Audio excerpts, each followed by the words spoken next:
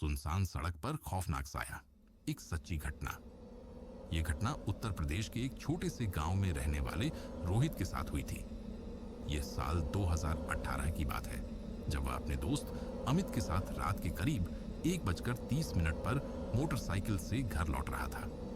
अंधेरी सड़क और रहस्यमयी महिला गांव से पहले एक पुराना कब्रिस्तान था, जिसके बारे में लोग कहते थे कि वहां रात में कुछ अजीब घटनाएं होती हैं। रोहित और अमित ने इन बातों को कभी गंभीरता से नहीं लिया था, लेकिन उस रात जब वे उस सुनसान सड़क से गुजर रहे थे तो उन्हें कुछ अजीब महसूस हुआ। तभी अचानक सड़क के किनारे एक महिला खड़ी दिखी। उसने सफेद साड़ी पहनी हुई थी और उसके बाल बेहद लंबे और बिखरे हुए थे।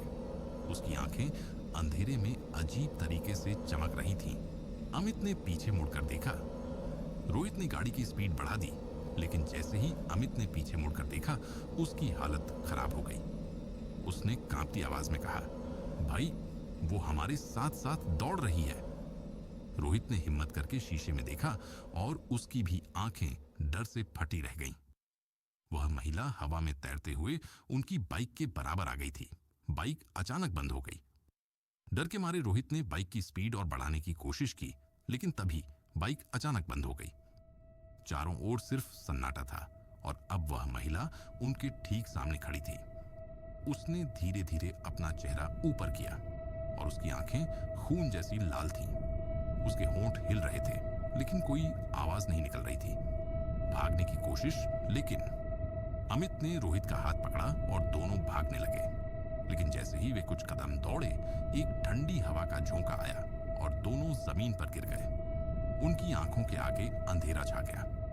सुबह लोगों ने उन्हें कब्रिस्तान के पास बेहोश पाया। सुबह जब गांव के कुछ लोग वहां से गुजरे तो उन्होंने रोहित और अमित को कब्रिस्तान के पास बेहोश पड़ा पाया।